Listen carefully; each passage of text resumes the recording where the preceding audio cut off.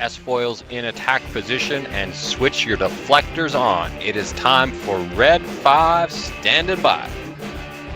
With you this week are your two hosts as always. I am Jedi Master Ekum Nuos, and with me as always is my friend and yours, Jedi Master Johnny D. Hey, Master Nuos, and hello everybody. Thanks again for joining. Yes, you are back with us again. This is the podcast where we talk about, is Israel committing genocide? Is Donald Trump senile? Is a fetus... No, wait, sorry, wrong podcast. We are here to talk about Star Wars The Acolyte. Other things, Star Wars and pop culture, so that we don't need to think about any of that stuff. Yes, we got lots to talk about. We had the third episode of The Acolyte this week, as well as some upcoming news about Marvel movies and some other Star Wars information. We will begin with breaking down and discussing and theorizing about the third episode of The Acolyte, and then move into some news and deep tea with Johnny D. That's what we got to look forward to this week, folks. Yes, so get ready for another exciting episode of Red 5 Standing By.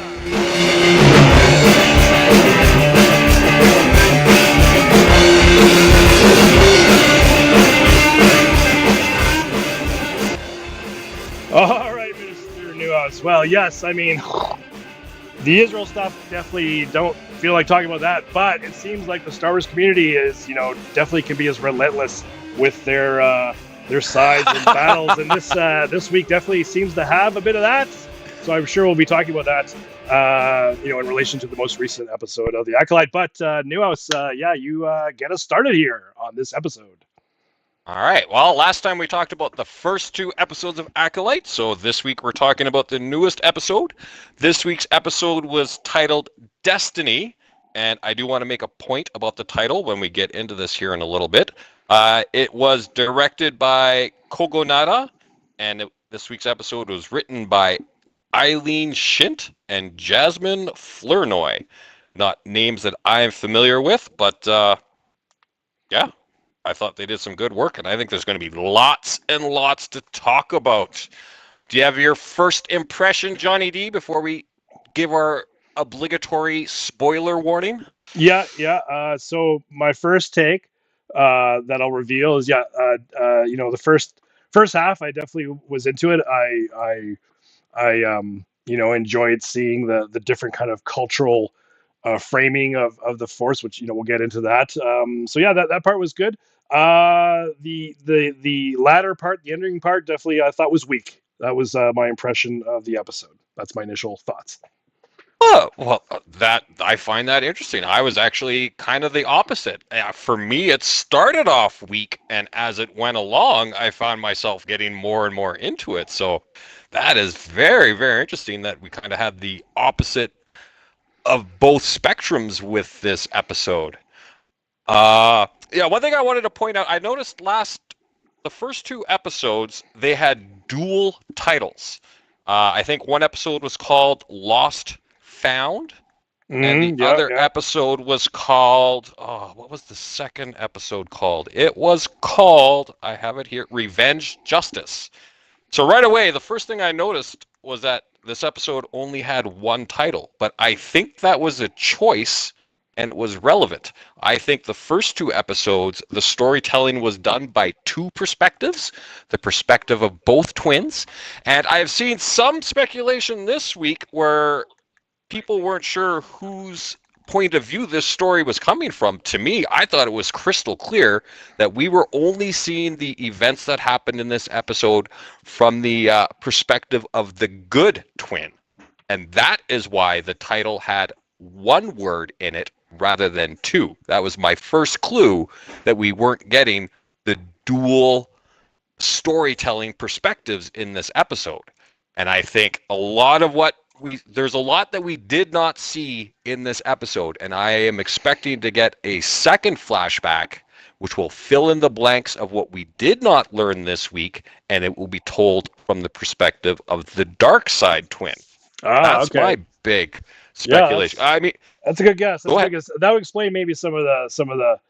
I mean, I felt like, as giving a foreshadowing of the weaker part. Yeah, I felt like it was rushed at the end, and I'm going, well, is there more that we didn't need, that we hadn't seen yet? So it's interesting how you bring up that point, because that's sort of what I thought, just to to give them a bit of the benefit of the doubt of some of the weaknesses that I felt for that latter part. I wasn't thinking about the twin though. That's cool that you brought that up. I was thinking that the dark shadowy Sith like figure that we still don't know who is. I thought maybe we would say they'd be involved in that situation that caused all the mayhem at the end. Which, yeah, maybe we see that from the whatever the May twin perspective, right? So yeah, so definitely I was thinking something not completely similar to along those lines, but definitely I had room in my brain for that. So that's cool that you brought that up. Yeah, I could see that. Mate, that they, I mean, that'd be cool if they did that. I think that'd be interesting. Right? Yeah. Well, we're going to touch on a lot of that. So, okay, let's just get it out of the way. Spoiler warning. Spoiler warning. Red Spoiler by, warning. standing by, spoiler alerts. If you have not seen the third episode, come back after you have, so that we can help work you through it as Johnny D and I work through it with ourselves together. Okay, so yeah, there's a lot of things that you said there. I mean, I don't even know where to start to unpack all of this. Again, I'm not really interested in doing a scene by scene breakdown. So let's just start with some generalizations, and from there we'll see if the conversation just kind of takes us into specific parts of the episode. But what was I'm going to ask you, what was your take on this coven of witches? They say in the episode that they are persecuted, that they have been hunted down. They are hiding on this planet. They are not native to this planet. This is somewhere where they have settled, where they try and do whatever it is that they're doing that they feel they're being persecuted for. We're going to get into one of the things. I mean, the big reveal in the episode, I would say, would be that the twins are, if we take the witches at their word, they were immaculate conception. Like Anakin Skywalker, they did not have a father. However, I got the impression in this episode that it wasn't just the Force decided to create a living being that was powerful with it.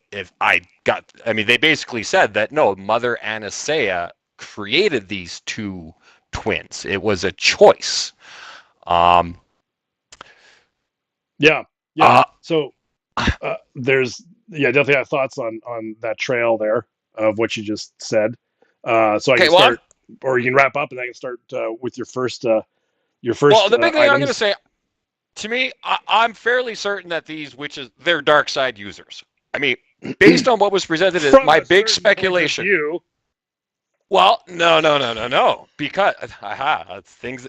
I just rewatched the episode as well, and I noticed something else that I didn't notice the first time. I am going to get into this, but I'm just going to put my whole thing out there. What I think is happening. I think whoever the Sith Lord is, that is behind what the story of what this show was telling. Because again, we have to remember, this show is supposed to be explaining how the Sith were able to become so powerful that by the time the Phantom Menace comes, the Jedi are not as in touch with the Force. The dark side clouds everything. Yoda even himself says he can't really see in the future anymore. The dark side clouds everything. So this was trying to show the series, the premise was to show us how this happened. And so far, we haven't even heard the word Sith in the 3 episodes of the show. But there are trails there, and I think this coven is being assisted by whoever the Sith Lord is at this point in time. The thing that I noticed on my rewatch is at the 11:52 mark of the episode, it was shortly after we were introduced to this coven of witches that live on this planet, and the 2 twins that we are following in the show. This is a flashback, in case I've neglected to mention that earlier. I think it's about 10, 15 years before the events of the first 2 episodes. It's established that there's this coven of witches. They call themselves witches. Witches doesn't necessarily mean you have to be evil. They use the Force, but they do not call it the Force. They acknowledge that others in the galaxy call it the Force, but they call it the thread. For some reason I'm not clear on, they say the Jedi use the Force, and they don't believe that you're supposed to be doing that. But as I was saying, at the 11:52 mark, after that opening scene, there's an establishing shot of the temple from the outside, and then there's another shot that I didn't even notice the first time I watched it before we get into like the next actual scene. So after the establishing shot of the structure and the skyline, there's another shot of a hole in the ground with 10 of these witches standing around this hole, praying and waving their arms and doing whatever. There's no dialogue, there's no audio, and it's a quick 2-3 seconds. Do you know what I'm talking about, Is Johnny that D? is that when they first show the planet? It's after the planet. It's after the scene which introduces the two girls, and they want their I have it written down. Okay, so it's later on. It's not a part of the first establishing shot. No, it's like I said, it's at the 11:52 time mark of the episode. If anyone wants to know exactly what the hell I'm talking about because they don't recall, 11:52 of the episode, after you have the scene which introduces the twins as children and Mother Anicia and Mother Kirill. Mother Kirill were the two main witches characters. Mother Anicia, it's inferred that Mother Anicia created the twins and that Mother Kirill carried them to term and gave birth. Mother Kirill is the Zabrak. Zabrak is the same race as Darth Maul. They're the ones with the patterns on their face, and they have the horns coming out of their heads. And also of note, because the Zabrak, Darth Maul, he actually comes from the planet Dathomir, which is the same planet that the Night Witches are from in the Star Wars universe. But we learned in Ahsoka that the Night Witches were not native to Dathomir. They come from that other galaxy that is called the Peridia Galaxy, because it's the only planet we've seen in that galaxy. That is where they originate from, and they migrated to the Star Wars galaxy thousands of years ago and settled on Dathomir. If you know your Star Wars continuity, you actually know that the Night Witches offered Darth Maul, because they knew that he was strong in the Force. They offered him to Palpatine or Sidious rather, same person, as kind of an offering to, like, here, we'll give you this strong Force user to be your apprentice. Just leave us alone and let us do our own thing here. We're not really concerned with what's happening in the rest of the galaxy. So the Zabrak are the natives to Dathomir. At some point a couple of thousand years ago, the Night Witches came from the Peridia Galaxy, settled on Dathomir. I'm assuming that because they were powerful in the Force, the magic that they use is them actually tapping into the Force. I'm sure they subjugated the Zabrak race and all of that. So help me, Johnny D. I lost my train of thought because I keep having to explain things. But I forget what my original point was.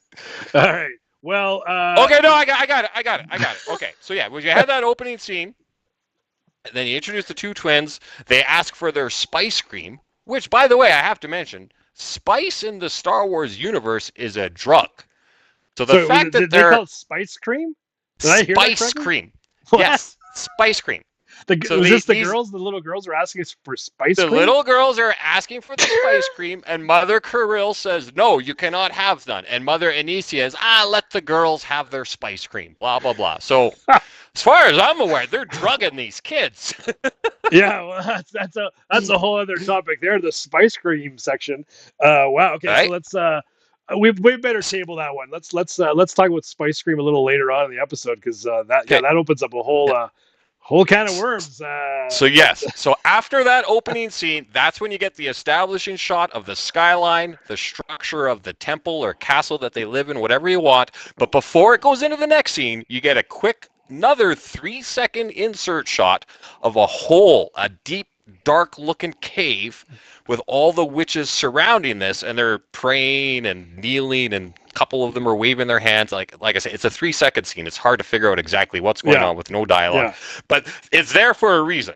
And to me, when I saw it, it's the Dark Side cave that was on Act 2. It's the same thing that happened in Episode 8. when Rey fell inside of it, and then she went swimming, and then she had that Oh yeah, vision yeah. where she saw So multiple. So yeah. that right there is bang. That's more evidence that yes, these dark or Well, it's these interesting how witches you on this. bring up the Dark Side Cave thing because I actually thought about the Dark Side Cave in the first episode because I thought just like the concept of the Dark Side Cave, where like yeah, there's basically regions in whatever caves and wherever else that are like just geographical locations that have dark side forces around it and crazy stuff happens in them, right? And I thought that Yes, that might have been something that was going on when she saw May, the vision of May when she crash landed on that planet. I was like, oh, is she in some sort of dark side type cave like on Dagobah?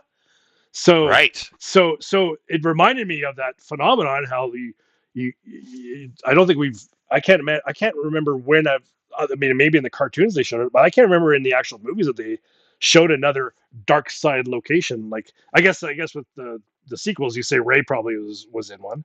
So Yeah, yeah. yeah, In episode 8. so these witches maybe they found one and they're like, yeah, this one instead of like being wary of it, like Yoda probably was, they actually embrace it, right? Well, actually, Yoda was not wary of it, and that is exactly why he chose Dagobah as his place to go, because he knew the dark side was strong there, and it would help mask his presence in the Force, so that Yeah, the Yoda's so Empire high up would. that he's able to kind of use both sides to his advantage. In yeah, Because you mentioned it, I'll bring it up. Because you're right, that actual cave that does show up in the 6th season of the Clone Wars cartoon. Before the exile in the Empire rises to power, Yoda travels to Dagobah and he goes in that dark side cave, and that is where he first communes with Ghost Qui-Gon Jinn. And that is where Yoda learns the ability to become a Force ghost, and then goes back to the temple and blah blah everything else that happens in episode 3, and episode 3 happens. But yes, it was established in the Clone Wars that Yoda goes to Dagobah for the first time, and like I said, that is where he finally talks, because the Dagobah, there's a word for it. Like, it's strong in the Force in general, but at some point in the past, something bad happened with the dark side users there, and it corrupted it. The same thing happened on Korriban. The same thing happened even on Coruscant. The Jedi Temple is actually built upon the ruins of an old Sith temple. Sorry, when did they say that about the? I know you mentioned that before. When is that stated in the whatever chronology Uh, canon? I did not research that because I talked about it off the top of my head. Oh, you So just I remember seeing will. that in the. I That's all know good. it's there, That's all but good. I That's all can't good. give you a Okay, so specific I source. want us to go back to your comment, and then I'll start bringing in my thoughts here because you talked about how you see them as, I guess, dark side aligned something or others. Like the witches. What are they called? What is their name? They're witches. What kind of witches? Do they have a name? Anyway, the witches in Acolyte. So my thought is, I was like, when I saw them, I was like, okay, well, this is I'm good with this because like I've seen this before, and we've talked about this before. It's like people are going to have different framings around the force or whatever you want to call it, this power that exists in this universe. Different people can have different framings of it. They're going to use different words, just like how people construct religions around similar kind of thoughts and phenomena and all that stuff in our planet, right? So that's why it's like they have this framing. I'm good with that, right? Like and yeah, I mean the Force is just, and all the Jedi lore. It's just one way that they constructed stuff, and so the witches, they do their construct same as like the old witches from Maul's planet kind of constructed their own framework around this powerful thing, which is the Force that we call is what we call it. The same thing how the Rakatan, the ancient beings that were in KOTOR and Yep. all that, they basically have their own framings around it and their own usages of the of channeling the Force and creating crazy stuff, right? So it's all gonna be different stuff. Again, okay, so there's that. Now, to finish up my thread here is that yes, them being dark side, I don't mean that makes them evil. I think that's they're more, they could be possibly neutral, more gray, where they're able to kind of channel both stuff. And this is going to go to the Ahsoka series where you have the guy, what was the guy's name who was unfortunately the guy who Balin. passed away, Balin, where he's like kind of like seems to be threading this kind of neutral path. And we saw it with me as my character when we were playing. For those who, I recommend go check out our KOTOR 2 prequel work that we did, where there's definitely some neutral paths I was taking. But yes, in Yep. canon, in the Acolyte, they have this kind of the Ahsoka series. They have this neutral path. So I don't, I think they might be, these witches are basically, they're just doing a different type of framing of the Jedi, and I think it's interesting, right? So I don't, yeah, and maybe it's okay to channel dark side, light side. There's no, it's just the power, right? And you don't need to be Yes. so worried about it. You can kind of embrace it. That's I'm guessing my thoughts and their interpretations of it.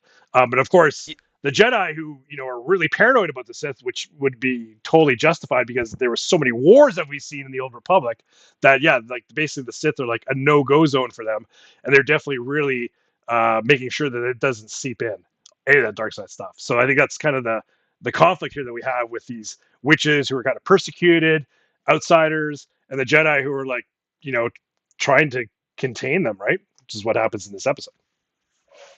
Absolutely, yes. I mean, it's always been a bone of contention for me how some people out there assume just because you're using the dark side of the Force that you're a Sith. That is not the case at all. Just as that's just because you're using the right, exactly, just because you're using the light side of the Force that used it, and so they were called the Sith, and so that's exactly. just the name. Both the Jedi and the Sith, it's more of a philosophy, a religion, and I think it is entirely possible that you can use the Force without devoting yourself to one side or the other. The problem is that the dark side is powerful, and the more you use it, the more likely you are to be corrupted to it and fall into the trappings of the dark side. Really mess you up. It can really mess you up. Like it's that we've seen, right? Like it's like a drug. It's like someone becomes a heroin addict, right? It's just their brain chemistry just alters to the point they're not really that person anymore, right? That's the danger. I think the very wise, powerful Jedi, they can use it and not. Heck, even Luke Skywalker uses the dark side of the Force in the Return of the Jedi. The first time we see Luke Skywalker in the Return of the Jedi, he's using the dark side of the Force, right?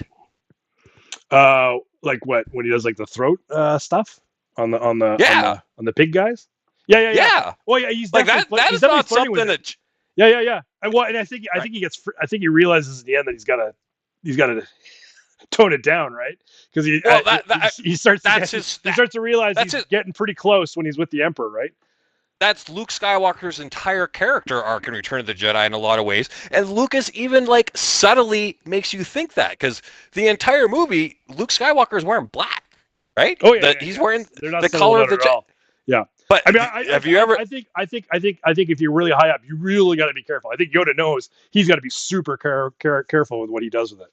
That's. But have you ever noticed Johnny D at the end of Return of the Jedi when he throws down his lightsaber and he allows whatever to happen, and he believes in the Force, right? And they defeat the Emperor, and he saves Darth Vader and turns it back in the end. Do you ever notice that the flap on his outfit that he's worn the entire movie, there's a flap, much like Captain Kirk's, where it falls down and it shows the white underneath. And using the costuming, Lucas was telling the audience. I remember the visual, and I didn't think about how that was intentional. There's nothing in Lucas's Star Wars that is not intentional, and I choose to believe that the same thing can be said in most of Disney Star Wars. But anyways, let's get back to the Acolyte. And so I think they're using the dark side of the Force for sure, but I wouldn't say they're devoted to it. I'm not really. I mean, we don't really know enough to know exactly what it is they're doing. I mean, it's obvious that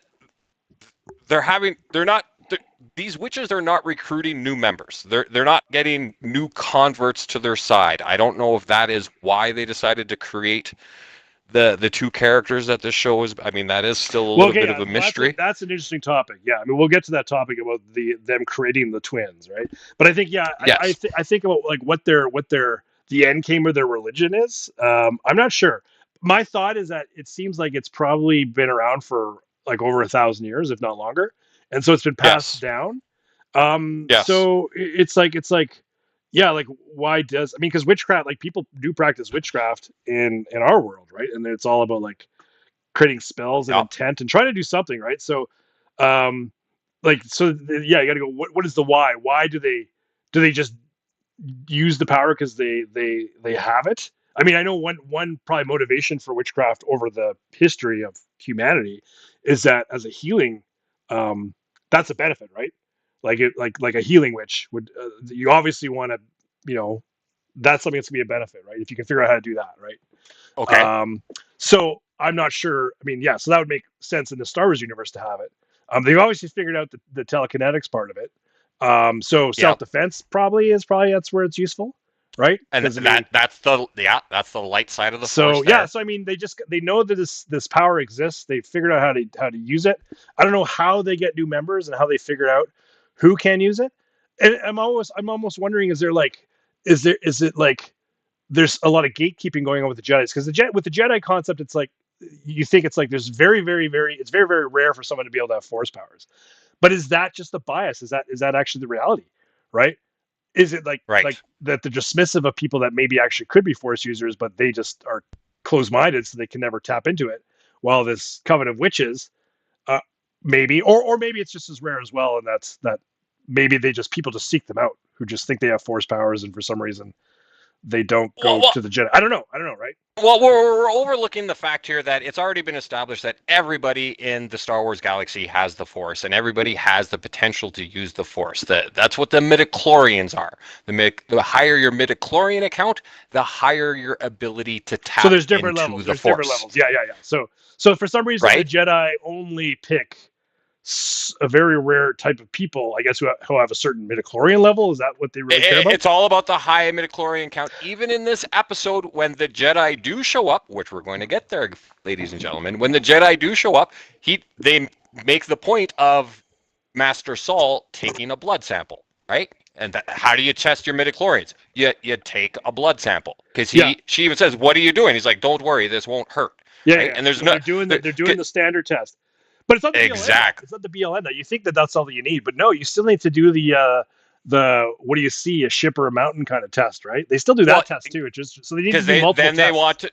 want to know how likely when you're tapping into the force, how much of what you're tapping into is the light side and how much is the dark side, because Oh, they okay, don't. yeah. Okay, I get that. Right. Yeah, I get that. Yeah, so that's really what they're screening for. They're screening for people who are going to be like too crazy, right? Yes, people that have their own tendency to lean more towards the dark side, they're not going. It's They just say, also the "Oh, same. you're not allowed to be a Jedi," and they probably just like kind Yes, of hint it's because you don't have enough Jedi power, but that's not the reality. That could be like a Jedi kind of white lie, right? 100%, and it's the Yeah, same okay. reason why the Jedi refuse to train people that are strong in the force but of older than a certain age, because by that point, when you're been alive for 10 years old, you have too many emotional attachments, and they are afraid that because you love your parents or you love your brother or sister, that you're more likely to have happen what happened to Anakin, right? I mean, that's exactly what happened to Anakin. They didn't want to train him because they were afraid he was too old, because he still loved his mom and all of that stuff, right? But because Qui-Gon died, they trained him anyway. And I mean, yeah, his full turn to the dark side was after Padme died, but his first that we're aware of, the first time he fall uses the dark side himself, was when he went back to Tatooine and his mother died, and he goes and he kills all the Tusken Raiders, and he says that I killed them all, even the children, right? So Yeah. Well, that's yeah, why. they knew there was risk, and they're right. Yeah, They're right yeah, that it was a they are risky right. venture because it didn't end up so So well for them. like the one part when they're doing the training and they're showing the two kids how, right, and the mother Anastasia has the other witch, and like she tries to do the force push, but she's not strong enough because then there's one. So she's like, but now see the power of two. And then so she has two of the witches attack her with the force push while she tries to resist. And now you can see that she's struggling. And in that scene, she says the line of dialogue is the Jedi believe that you wield the force, she said, or the threat as they call it. And she says that is not true. So to get back to the point of like, what is their goal? Like, what are they doing? Do they think that that they're doing the will of the Force, because they diametrically oppose to how the Jedi use the Force themselves. And they don't like, the impression I got was how the Jedi, you need to become a Jedi and follow the rules, or you shouldn't use the Force. And like we said, it's because they're afraid that using the Force is going to lead to the dark side and all of that. So yeah, so I don't know, all speculation, just trying to bring up as much information as I can because I don't have the answers. But yeah, anything else on that topic? Well, I mean, I'll go with the like the creation of the twins, right? So, yeah, like it's like Anakin is, I mean, I guess potentially was what immaculate conception. I know that the Emperor in the prequels talks about how people. I think he talks about how you can like save life, but is he talking about creating life? I forget. He talks about all these like when they're at that cool show and they're watching all those cool They are at trippy the light shows. opera. Yeah, yeah, And and he talks have about I ever told you the story of Darth Plagueis the yeah, yeah. Wise? So that part is he talking about how like I always thought he was alluding to that maybe he was maybe behind the conception of Anakin, right? Okay, Is it, okay, and I got something to add to that for you. There was a comic book that was put out about 5 years ago. It was the Darth Vader. I don't remember the issue number, but it was written by Charles Soule. Okay, now he wrote this Darth Vader comic for 5 years, and he is one of the main architects of the High Republic era. He's one of the lead writers in the story group that is responsible for this, the whole entire high. So he's not just some hired dude. Like he's kind of running this. He's the Dave Filoni or the George Lucas of this High Republic era, and he did a Darth Vader comic book about 5 years ago, where Vader was having a vision, and in this vision, he saw Palpatine using the Force to create him in his mother's. There's a little comic panel of Shmi there with like the specter of Darth Sidious around her and manipulating the Force around her stomach. So the comic book is implying, and this goes to the conversation that you're talking about in episode 2 or episode 3 at the opera, where Vader is afraid that Darth Sidious is the one who used the Force to create him.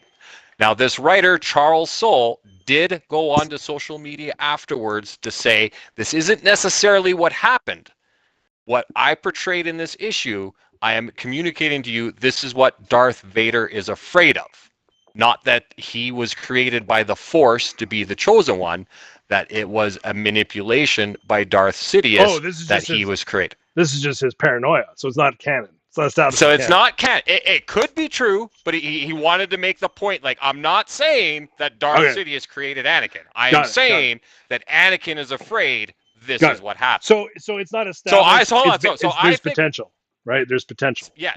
So like I said, I think whoever the Sith Lord is, he's working with these witches. He's the one that got them on this planet, got them around this, because it's obviously a dark side nexus, because they had that shot of the cave. Where are you bringing it? You're bringing in the witches now? Sorry, how are you doing that? I'm bringing in the witches. I'm tying it in the Acolyte and the twins. So I think this Sith Lord at this time is trying to do what Darth Sidious was trying to do, what his master Darth Plagueis was trying to do, and what his master before him, Darth Tenenbaum, was trying to do. So you're bringing in a theory and specation there. Got it. So before we get deeper into the theory and speculation, I'll just say what we know. What we know is that they did tap into something. These witches tapped into something. These twins, the two characters of the show, one that is powerful in the light side and one is powerful in the dark side. If we take these witches for their word, were created using the Force, because they figured it out. It's stated in the episode that there was no father, and so I think the Sith Lord of this time, who is the Sith, have been trying to do this for maybe the 1,000 of years. This is like the precursor to Anakin. If you establish that theory, we'll get to the theory in a bit, just a bit more. But I think what it is that they obviously tapped into something. I think either they were helped or they did it independently. My initial thought, I was going with I'll just go with what I know, is that they independently did it, because they're obviously able to figure out. I mean, they're able to do that crazy Force or thread power where they took over the one Jedi, which is pretty crazy. So Yes. yeah, so they obviously, like I say, they're able to figure all this stuff out, and like this Plagius guy, whatever he knew, these witches are obviously figuring stuff out too, or they're being shown the same thing by the same people. Anyway, so they obviously figured out how to do it. It shows that you can do it. Before we get into your theory, my question is why. I'm not really sure why yet. Is it just because they just wanted to have kids, or is there some higher purpose that they're hoping for these twins? I think it shows that we just don't know. There's more to be known about these witches. That's what I know. So that's my thoughts. 100% agree. And then, but yeah, and then to 100% your agree. theory that yes, So there yes, could be I this think involvement of this mysterious Sith character that we still need to yes. find out who they are, and it could be tied to the entire Star Wars prequel stuff. We'll have to see. Yes. Yes.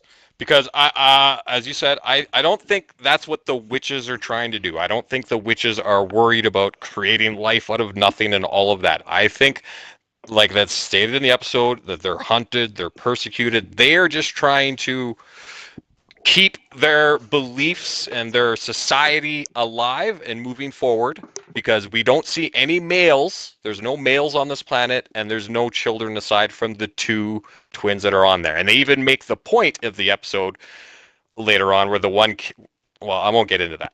So that's what I don't think the witches are tied into like the grand scope of using the Force and all of that. I think that is where the Sith Lord comes in, and he is using these witches as a means for his goals. And I don't think they are even aware of what it is he's trying to do. They're trying to survive, and he's using that for his benefit. So he's like, yeah, I can help you survive, and I can help you do this too. So he's getting something out of it, and they're getting something out of it, and they're not necessarily aligned with each other. They both have their own goals. It's just, but it's the Sith, and the Sith manipulate everything in Star Wars. It's always been that way. Yeah, that's your theory because we haven't seen anything that. That's my thing. Because the bottom line for me, it's there has to be a reason they're showing this, right? So it has to be relevant. It has to be tied into what the goal of this entire story showing what is. the witches? No, the Sith, right? There's no reason for them if this show is supposed to be showing us how the Sith rose to power in the 1,000 years and how they managed to take control of everything. The only point of giving us this story about these witches and that we're even talking about is because it's the Sith Lord is behind it. It has to. Yeah. But have they mentioned otherwise the it's word entirely Sith? pointless. Have they referred to them? Did they refer to him as a Sith? No, we have still not heard the word Sith on the show. Not because yet. how did they just refer to it as him when they were talking in the apothecary, right?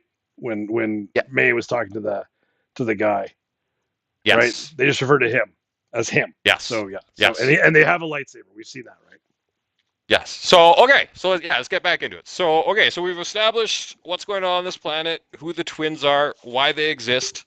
The next thing that happens is the Jedi show up. Which normally you think, hey, the Jedi, this is good. But the way that they portrayed it in this episode is, the Jedi are groomers, and they're here to take your children away. Right? Yeah. Like, they make it look like, well, it's the children's choice, but I mean, Jedi Master Saul, my favorite character on this show so far, I mean, I felt like he was manipulating the girl in ways to saying that, yeah, like he's telling her, oh yeah, there's lots of kids in the Jedi. I think you'd be a great Jedi. Like he's telling her what he wants her to think so that she will agree with him and go. And so the central conflict of this entire episode is the witches they're hiding from the Jedi. They know that they're not supposed to have these children because apparently in the entire Star Wars galaxy, if you have kids and they're strong in the Force, there's a chance the Jedi are going to show up and take your kids away from you. Right? Yeah. Now, it's an ends justify the means things. When I say someone wants to come and take your children away from you and you're never going to see them, that doesn't sound so good. But when you look at the overall philosophy, the reason they're doing this is because there's the potential that your child could succumb to the power of the dark side and become totally evil. Yeah. I mean, that's not really good either. What do they do with those kids? What do they do with those kids that have super high metachlorians but super tank the dark side test, right? That's a good question because I know for a fact Obi-Wan Kenobi was deemed not powerful enough in the Force by the Jedi Council, and he actually was not approved to make the transition from youngling to Padawan. But Qui-Gon Jinn saw something in him and took the responsibility of Obi-Wan himself and said, I will train him and I will make him a Jedi. And he became, in my opinion, one of the greatest Jedi Masters of all time. But there was a point that the Jedi Council didn't think Obi-Wan was good enough, and they were not going to allow him to become a Jedi until Qui-Gon stepped up. And so, to your question, what happens to those kids? Quickly provide context, like short context about where that reference is from for people. It's from a novel. It's from a novel that came out after the Phantom Menace. Between and one Phantom quick question on that do you think it was established that midichlorian count was low? Is that what it is, or whatever that the power levels was low, and that's why he was not allowed? It wasn't the character I'm going to test? say with 80% certainty, it's been 20 years, but yes, I think that is the reason why, is that his midichlorian was... The older and the farther away a medium is from the visual, so novels, I always say then the canon gets weaker and weaker. That's my opinion. So, but anyway, I'll take it for now. And it just is, we're using it to establish the why, methods, and I am with you on there. And the potentials for different people and how the Jedi approaches them, right? And I am with you on there. However, Disney has made a point of giving evidence that story holds true, because in the Obi-Wan Kenobi television show, they mention that Kenobi has a brother that he hasn't seen since the Jedi took him away, and that directly goes back to that novel where the Jedi were not going to allow Obi-Wan to continue his training until Qui-Gon stepped in. And as that novel was the first time it was ever mentioned that Obi-Wan Kenobi had a brother. So since that was stated in that novel, I choose to believe that is part of the old continuity that Disney has. But like you said, you're not wrong. And unless it's in a movie or a TV show, it can always be changed. It just gets softer. But I think Disney does seem to have, I think they have like on staff, like canon preservists, I think at this point now, right? Like they're trying to have some regulators. They specifically do. His name's Pablo Hidalgo. That his entire job is making sure everything... Anyway, back to the situation with the Jedi. Yeah, so the Jedi. So the Jedi show up on this planet. Oh, I was going to say one comment of interest is that they're definitely going to have the perception that they're going to take your kids, but they did have a disclaimer. They said you're allowed to say no. They did say that. So that's true. You're allowed to say no. Like you still have. You're allowed to say no, but I also felt like Jedi Master Saul. I feel like Jedi Master Saul was doing everything he could to manipulate that girl into saying yes and not say... Like, you can say no, but I'm going to tell you all the reasons that you shouldn't say no. You could definitely have a case if you took the Jedi to old Republic court, right? Right. You definitely would have. Yes. You got to get the the Lionel Hutz or the Better Call Saul of the Old Republic to be on your side to help you argue against the Jedi. That would be a good little funny little side movie or TV show. You have like Star Wars legal drama because hey, legal dramas are exciting. But it was Jedi Master Council legal. Yeah, you thought you did like politics in the Phantom Menace, but boy, if you do it with some zesty courtroom antics like Boston Legal, we're going to show you that politics is fun. Or at least judicial politics. Indeed. Yeah, someday. So, so the witches are aware that they're not supposed to have these strong in the Force children, and when they learn that the Jedi are at their planet, they're like, hey, we need to hide the kids, because they know exactly why the Jedi are there, apparently. There's no why are they here or anything like... No, as soon as they hear the Jedi are there, they're like, we need to hide the kids. So to me, it's implied, and I've never even considered this before, that, so what?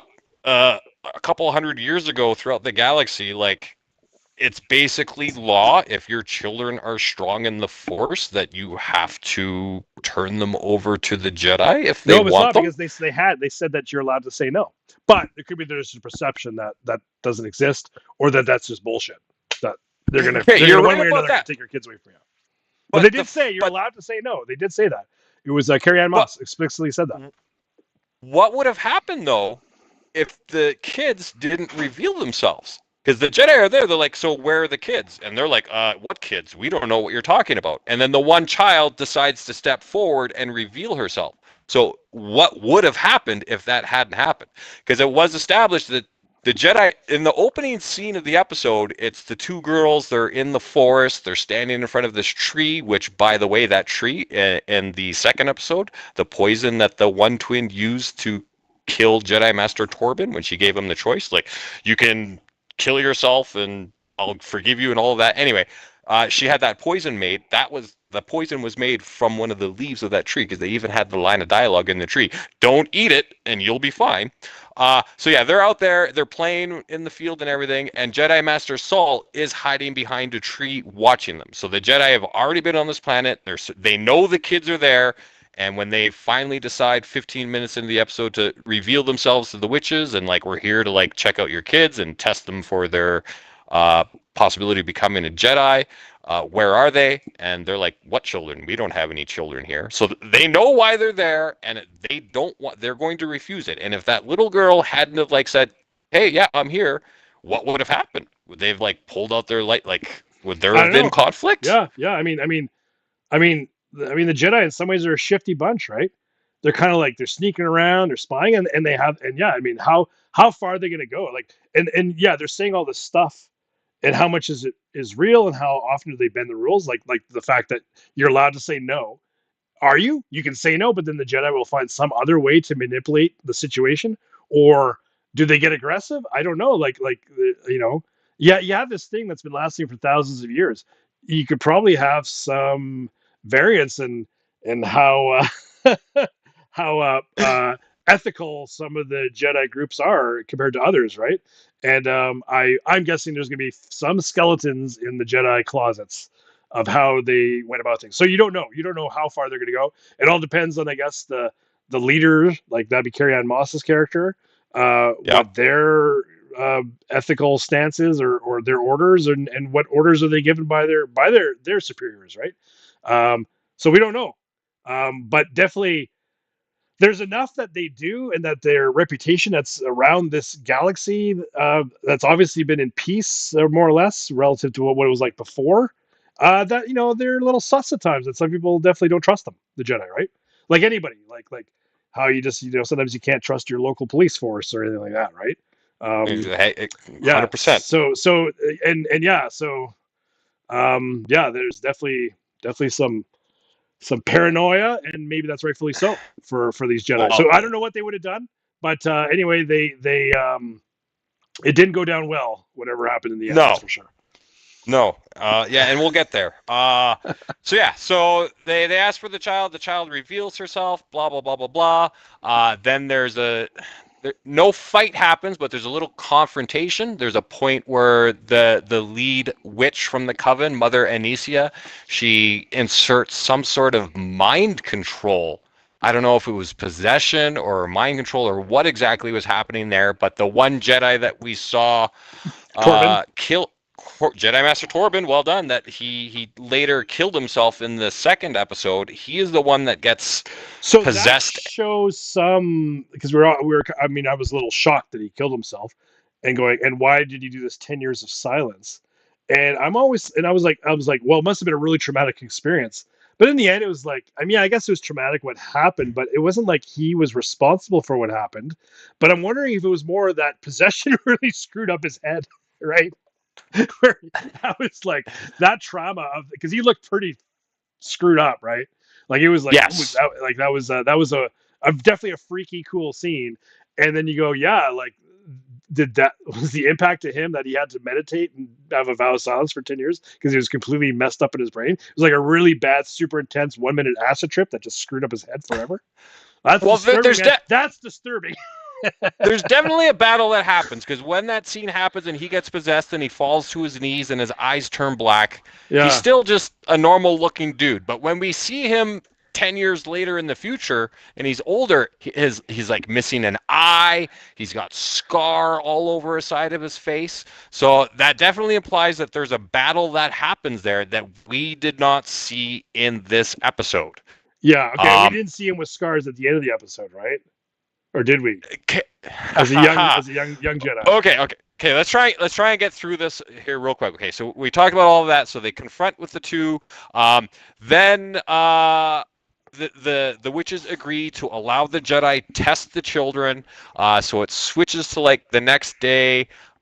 Basically, the one twin wants to go with the Jedi. The other twin does not want to go with the Jedi. She wants to stay with the witches, and she's very, very mad that her sister wants to go with the Jedi. And the exact line of dialogue is, "If you go with them, I will kill you." So she really doesn't want her sister to go, and she intentionally starts a fire. And now this is where we get into where the perspective thing where I was talking about earlier, where I feel like we're going to see the events of this episode. We're going to see another episode that's a flashback, and it's going to be the alternate viewpoints that we didn't see, because she starts a fire and she closes the door, and like the next thing that happens is like everything's on fire. All of a sudden Jedi Master Saul is at the door, and he's like, "You need to come with me."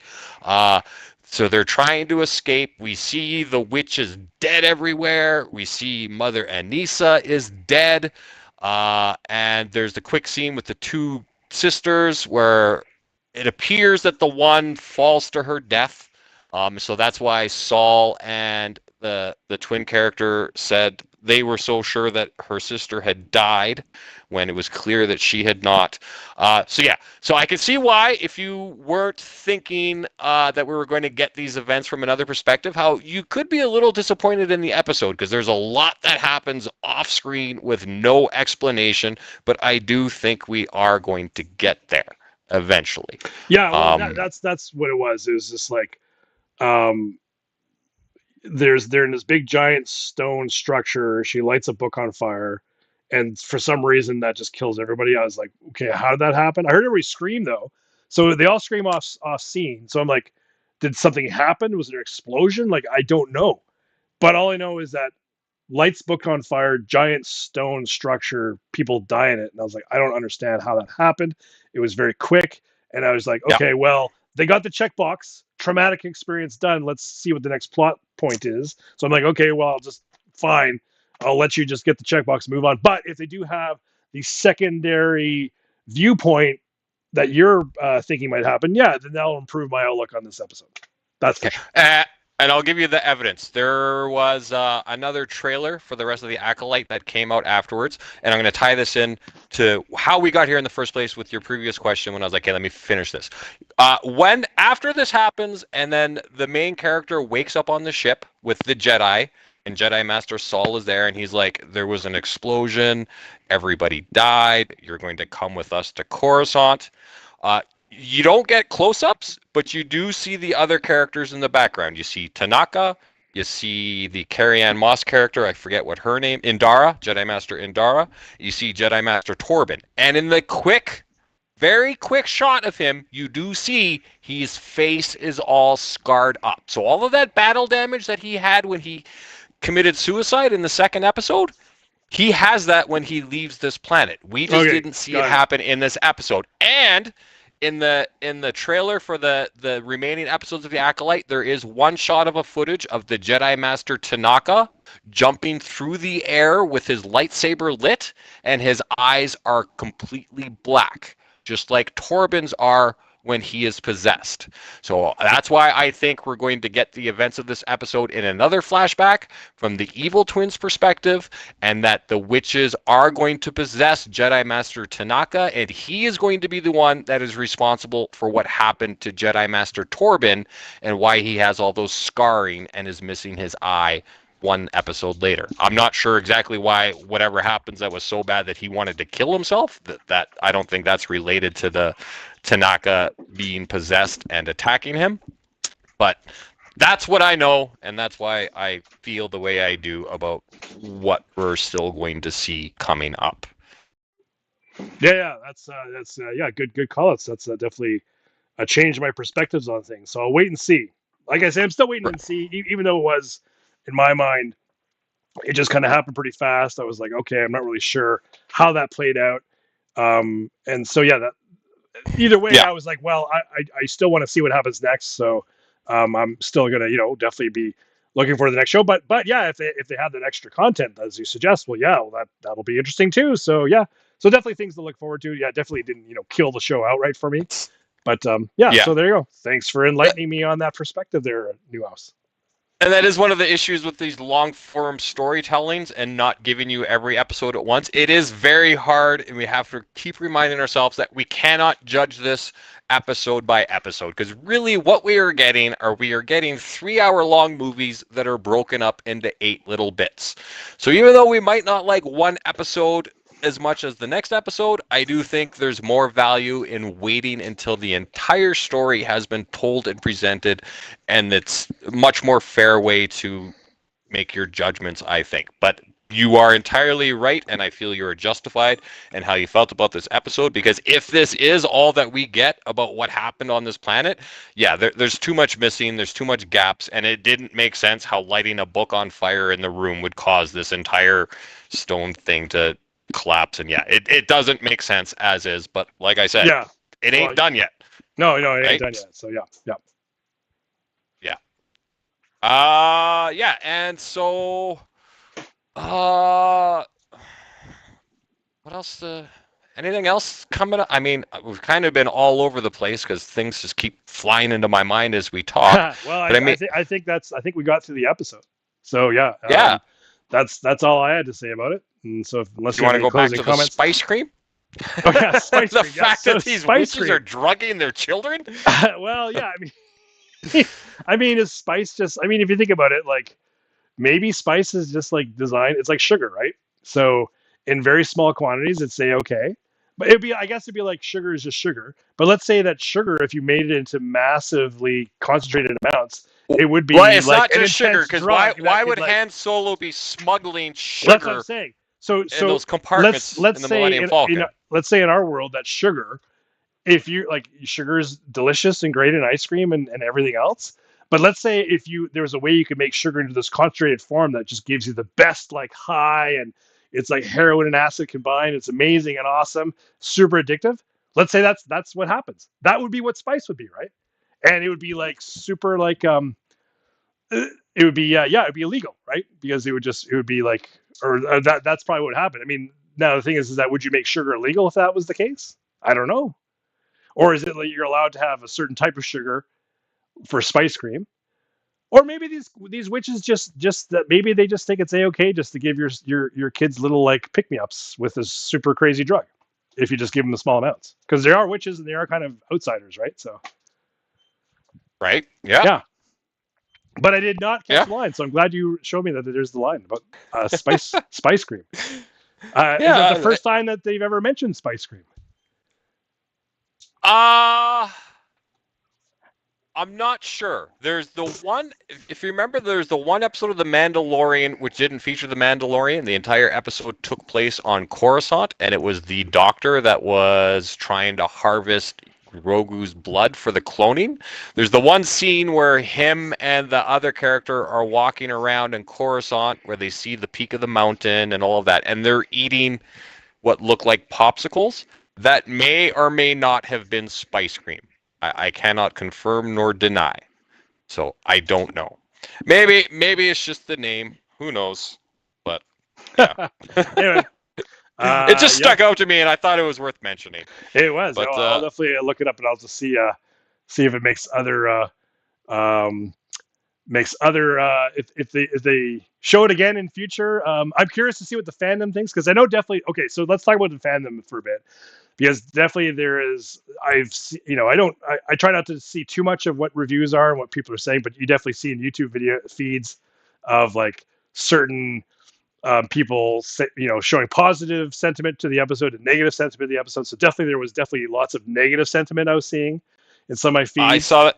I'll give you one thing before I'm going to let you go here, but I'm going to give you one thing before you finish that. I again watched this episode with Jedi Master Miltron. Jedi Master Miltron, when it comes to the internet, his attitude is, what the fuck is the internet?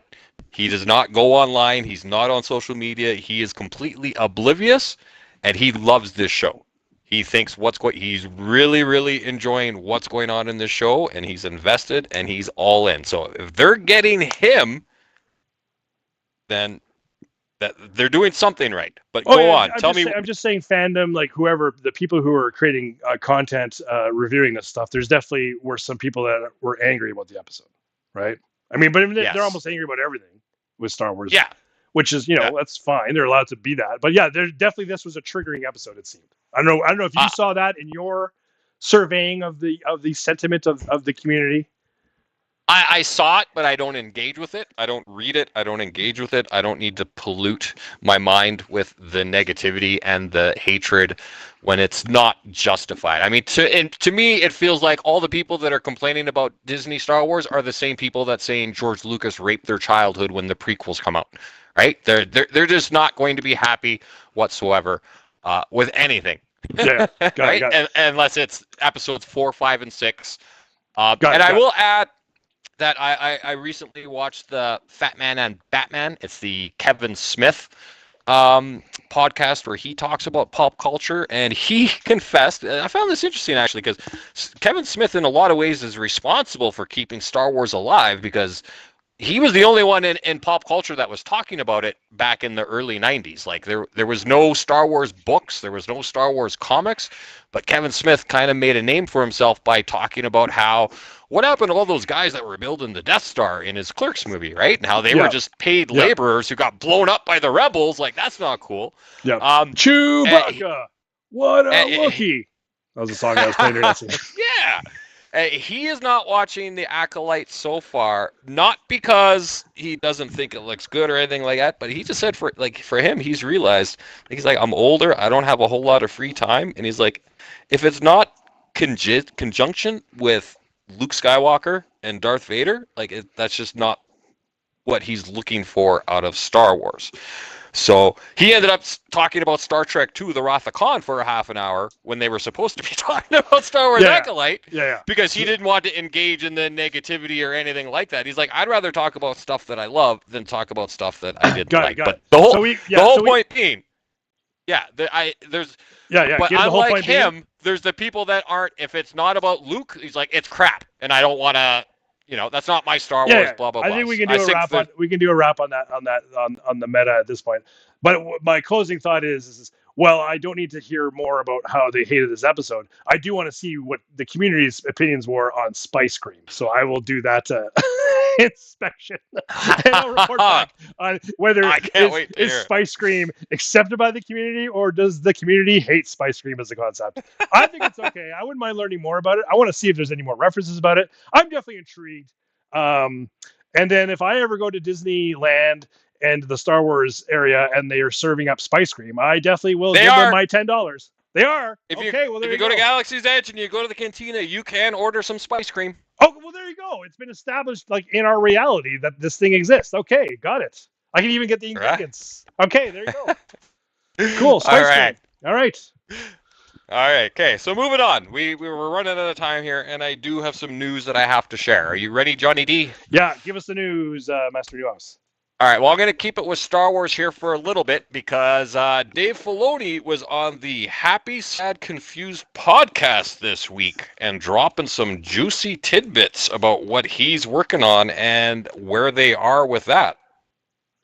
So, yes, Filoni was on the podcast, and he stated that Ahsoka Season 2 is his current focus and his priority. The majority of his work and effort at this point in time is going in towards the second season of Ahsoka.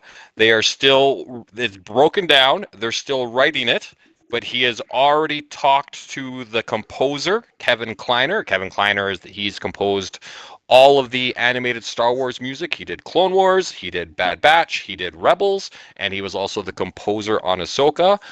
He was also interviewed and said that Filoni has given him a playlist of music that he wants Kleiner to be inspired by while creating, and has done a episode by episode breakdown, and that he's started working on some of the themes already. So to me, if he's working on music and they aren't actually filming and editing, I feel like that's probably character themes is probably what he's working on now. But just the fact that Filoni has given him a playlist and given him a breakdown, I mean, that just gets me excited. Filoni also said that he has already written the opening scene of his movie. And the other big thing that he talked about was he still talks to George Lucas on an almost weekly basis.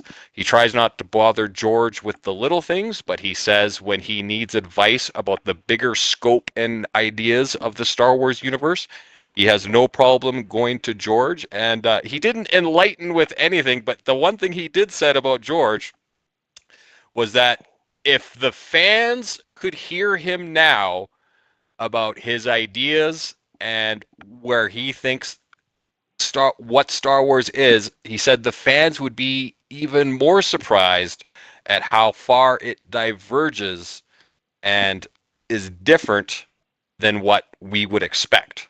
So I just find that interesting because, as if you know, apparently the sequel trilogy, as conceived by George Lucas, was going to get into some very what was it? He was going to get into the microbiology of how the Force worked and the wills and all of that. So that's what we know. So Filoni is telling us that his ideas are even crazier than that.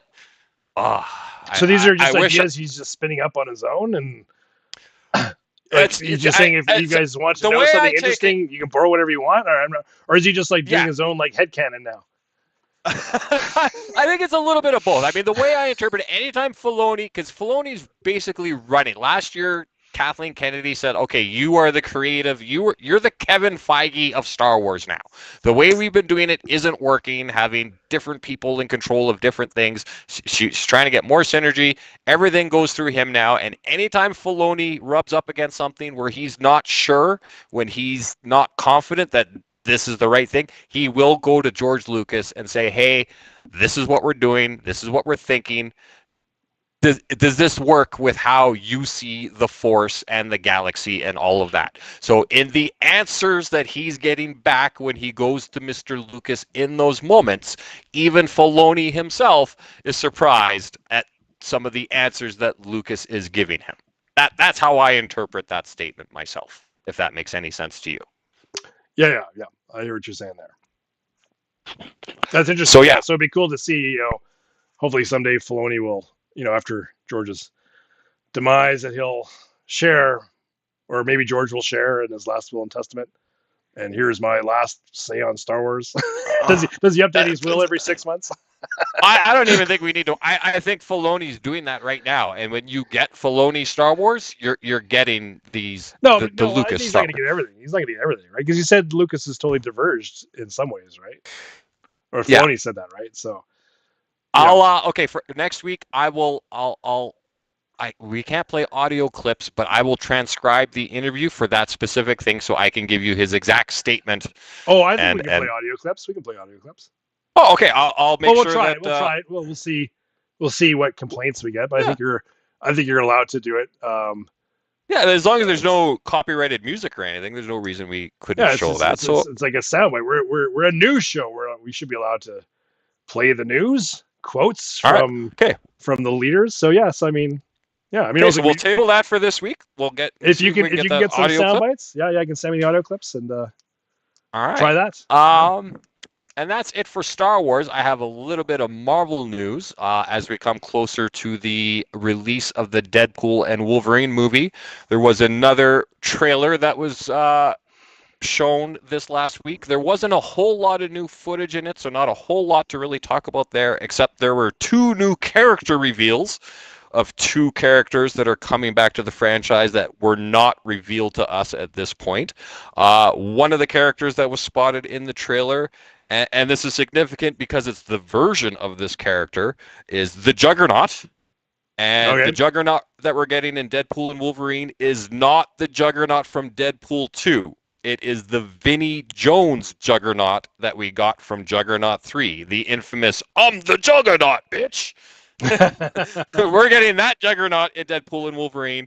And the other character reveal was Lady Deadpool. I am not familiar. I have never read any comic book with Lady Deadpool, so I can't even tell you who she is. I can't recall her either. It's a female version of Deadpool with long blonde hair. So she looked good. I'll give her that.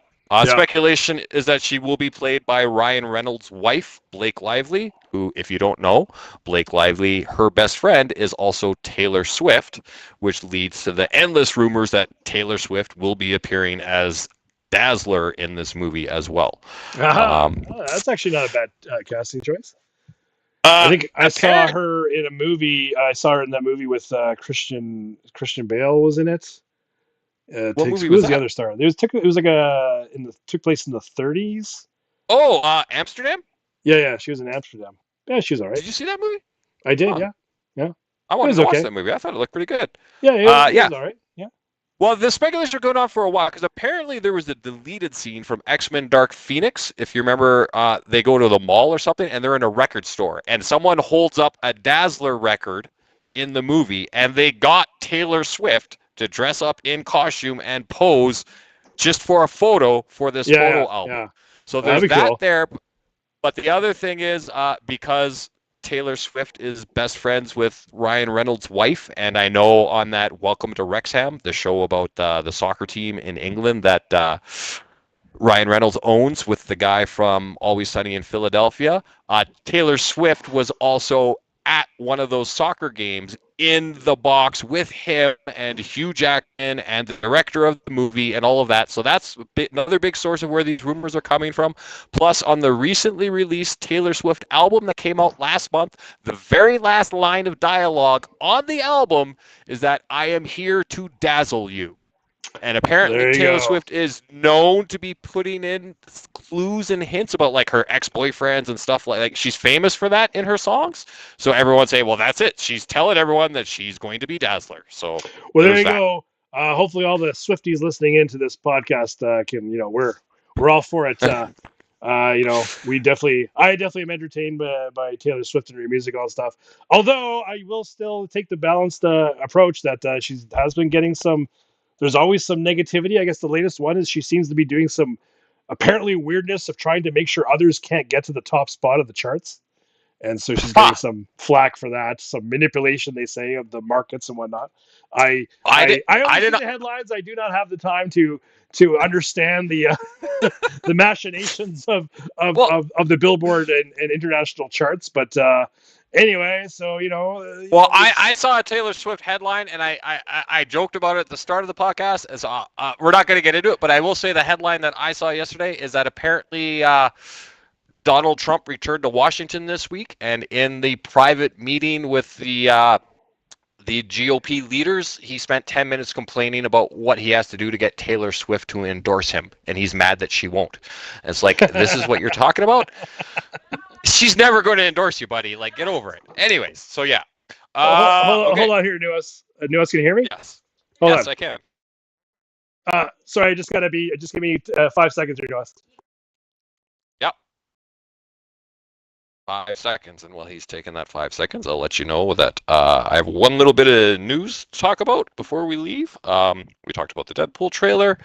Next, we're going to be talking. I Oh, hey, have a little Nuas, bit of. I'm back. I'm back. You're Sorry. back. Yeah. Thanks for covering. So yeah, I think the we'll use that as my Johnny D's tea. Is that the fact that there was some flack against good old Taylor Swift and her machinations. That's all I know is that there's some people complaining about that. The general just outrage from the other part of the Star Wars community that's always there. They're extra outraged this time. That's my tea spots. But I think actually I do have to wrap up. So, Okay. but if there's any last, Well, I probably have time for you if you have any last comments, topics you needed to get through before we sign no, off. well, I teased a little. I'll just let you know very quickly, everyone, because I did mention we were going to talk about it. Is just that Captain America has 22 days of reshoots going on right now. The reshoots are because they've added a new cast member. It's Giancarlo Esposito, also known as Gus Fring from Breaking Bad, or Moff Gideon from The Mandalorian. So he has taken on a major role in the Marvel Universe that will see his debut in the new Captain America movie, and then he will be getting his own maybe not his own, but he will be in a Disney Plus show afterwards. That was taken from an interview. There's more on that, but I don't need to talk about that if we got to wrap it up. The only other thing I will mention is it is Game 4 of the Stanley Cup Final tonight. The Edmonton Oilers are down 0-3 in the series. I have two things to say about that.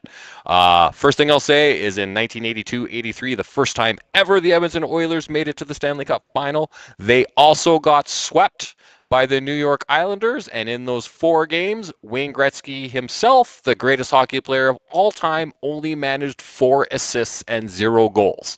So the fact that the Edmonton Oilers of 2024 are on the precipice of being swept themselves, and Connor McDavid only has 3 assists and no goals so far in the series, well, there's been a lot of parallels between Gretzky and McDavid throughout their careers up to this point, and it seems like those parallels could continue. But the other thing I was going to say is the Edmonton Oilers have lost 3 games in a row, 4 times this season, and every time they have come back with a 4-game win streak. So we will see tonight what's going to happen there, and the next time you tune into Red 5 Standing By, we'll either have another hockey game to watch or they'll be golfing. We'll let you know. That's all I have to say for this week. All right, so a glimmer of hope from Master Nuos. All right. Yeah. So thanks for listening, everybody. Yes. So yes, thanks for listening, and thanks Nuos for walking through this latest episode of the Acolyte. And yeah, we'll see everybody next week. I'm just going to get our outro music going here, just because yeah, that's how we do things here. We like to end with a bang. So thanks for oh, wrong button here. This episode of Red 5 Standing By. May the force be with you.